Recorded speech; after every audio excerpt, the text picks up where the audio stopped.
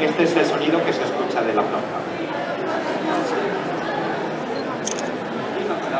まずですね、とてもイメージにある日本の東京にありました江戸林というフレーズを少し吹いてみたいと思います。